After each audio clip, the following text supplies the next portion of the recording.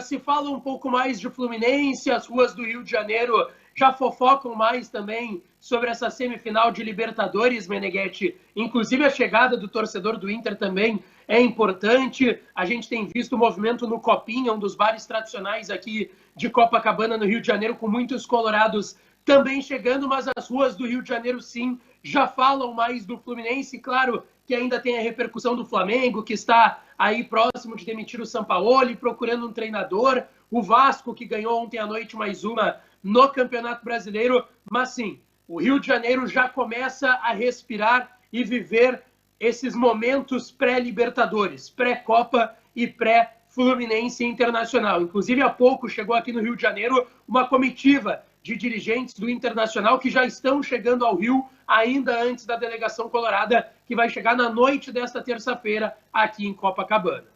A exemplo do time do Inter, Lucas, o Fluminense também está definido. O Inter a gente tem um mistériozinho aí na lateral direita. Pelo que tu ouve da imprensa e os teus colegas cariocas, o Flu também do Diniz está definido?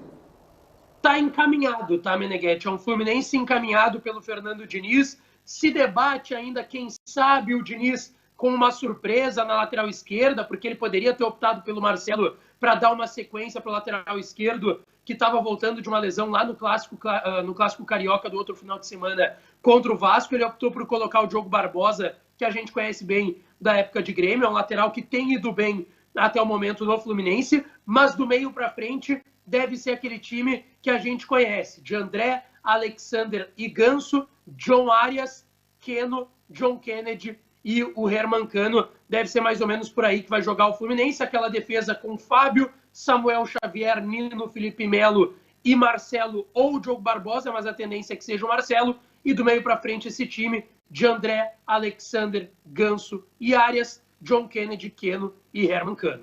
É um bom time, Baldasso, do Fluminense. É um ótimo time. Mas em relação ao Internacional, Lucas, eu tenho... Começaram a pipocar especulações. E eu quero saber o que tem de veracidade nisso, quero que tu me explique isso. O que eu tinha na minha cabeça, até pelas informações de todos vocês. Entre o Hugo Malho, o Bustos vai para o banco de reservas, 4-1-3-2, mesmo esquema do Cudê.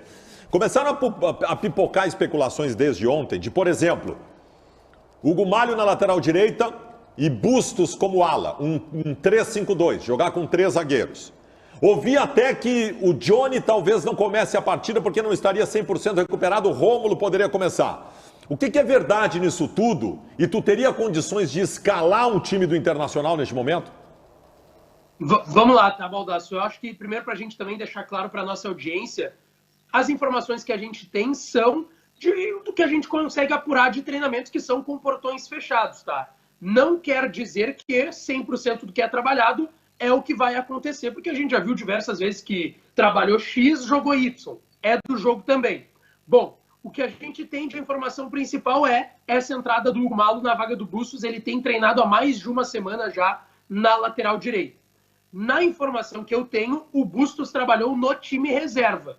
Ele não trabalhou no time titular. Se ele trabalhou no time titular, foi na atividade de ontem e seria na atividade que ainda... E, aliás, será na atividade que ainda vai acontecer. Mas dos outros treinamentos em que o Malo apareceu na lateral direita, o Bustos estava treinando com o time reserva na lateral direita.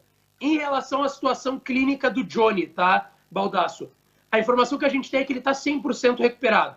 Que, inclusive, se fosse um jogo de alta necessidade, decisão contra o Atlético Paranaense, ele teria jogado na quinta-feira, assim como o Vitão.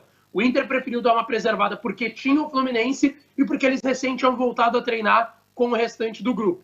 Se o Johnny ficar de fora, possivelmente será uma opção técnica do Cudê, ou tática, obviamente, aí é o que ele pensou de jogo. Agora, em relação à situação clínica, me foi garantido que ele e o Vitão têm condições de jogo normais.